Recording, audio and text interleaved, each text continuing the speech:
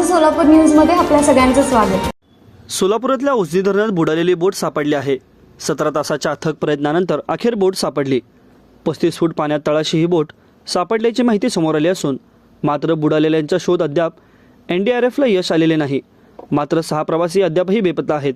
बेपत्ता 6 प्रवासी दगावल्याची देखील शक्यता आहे। मंगळवारी सायंकाळी 6च्या दरम्यान उजनी जलवाहतूक करणारी बोट पाण्यात बुडाली होती। 17 तासानंतर बोट सापडली आहे।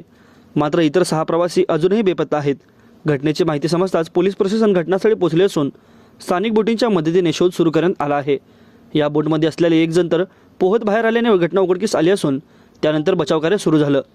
सोलापूर जिल्ह्यातील कुगाव ते इंदापूर अशी बोट वाहतूक सुरू असताना ही दुर्घटना घडली होती। बोट बुडत असताना बोटीतून प्रवास करणारे पोलीस उपनिरीक्षक राहुल डोंगरेंनी पाण्यात उडी मारली आणि काळाशी गाव गाठला। या घटनेची माहिती आमदार दत्तात्रय भरणे यांनी घेतली असून सध्या शोध मोहीम सुरू आहे। इंदापूरचे आमदार दत्तात्रय भरणे यांनी घटनास्थळी जाऊन आढावा घेतला। तसेच माढ्याचे खासदार रणजितसिंह निंबाळकर यांनी देखील घटनास्थळी दाखल झाले आहेत। निंबाळकर NDRF टीम जलाशयात उतरले असून प्रशासकीय अधिकाऱ्यांकडून त्यांची अगोदरच घटनेचा आढावा घेतला आहे। दरम्यान या दुर्घटनेत बुडालेल्या प्रवाशांची नावे समोर आली असून गोकुळ दत्तात्रय जाधव, कोमल दत्तात्रय जाधव, शुभम गोकुळ जाधव, माही गोकुळ जाधव, सौरजन राहणार झरे तालुका करमाळा, अनुराग अवकडे, गौरव धनंजय डोंगरे वय वर्ष 16 राहणार कोगाव तालुका करमाळा अशी पाण्यात बुडालेले 6 जणांची नावे आहेत। माझं सोलापूर न्यूज या YouTube चॅनलला सबस्क्राईब करा आणि बेल आयकॉन प्रेस करायला विसरू नका।